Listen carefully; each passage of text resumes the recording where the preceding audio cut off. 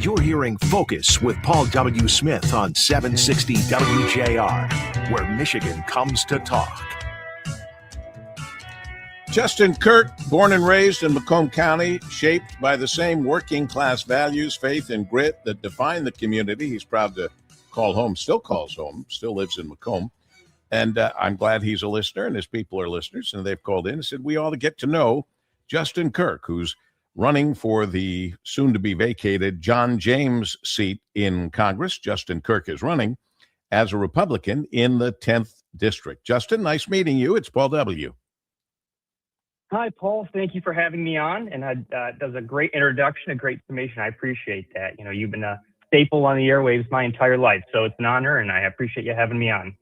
Well, it's very nice of you to say, Justin. Just tell my listeners, they're the most important ones right now, the ones that have to make some decisions. Tell them why you're running. Well, Paul, I think it's time to bring some Macomb County values to Washington, D.C. You know, my whole life I've lived in this county and been represented by people who are not from here.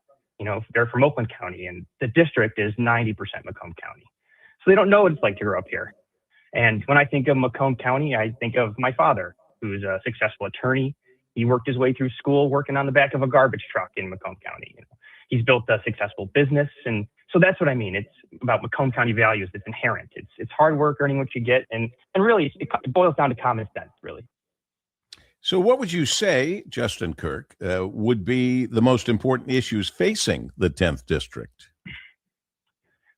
Well, you know, our defense industry is always one that comes to mind. You know, Selfridge is obviously a huge part of the 10th District here. It employs 6,000 people on the base, supports 30,000 jobs statewide, and almost $1 billion in economic impact to the state of Michigan. A lot of that's localized in the district.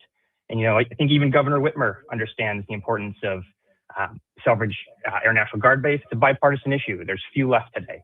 You know, we have to look to the future, how we can keep it relevant moving forward. The F-15EX program is a great start, but it's not an endpoint.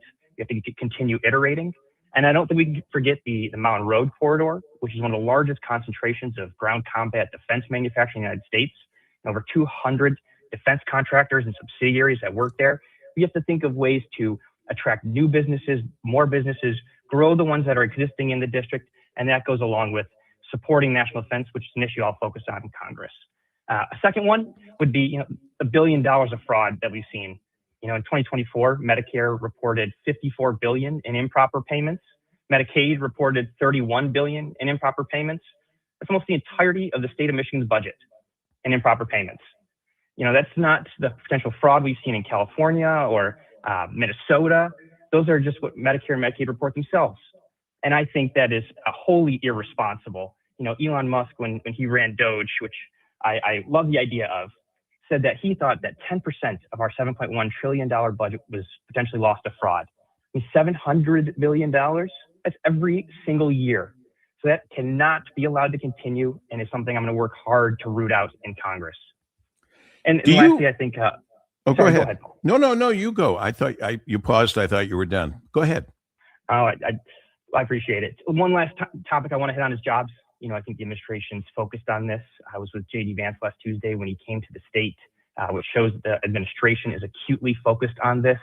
You know, Macomb County and the surrounding area was the beating heart of the arsenal of democracy in World War II, with the Sherman tanks built at the Detroit Arsenal and the bombers rolling off the assembly line at Willow Run. So I know the Trump administration is focused on onshoring manufacturing, you know, making it fair for American companies and American workers. And I want to help President Trump bring these jobs back, because in the district here, we know how to build things right and build things well. Justin Kirk, running for Congress as a Republican in the 10th District, earned his degree from the University of Michigan and his law degree from Michigan State University College of Law, building a respected legal career. It sounds like following in your dad's footsteps, which is great. And you mentioned President Trump. Do you support President Trump's agenda?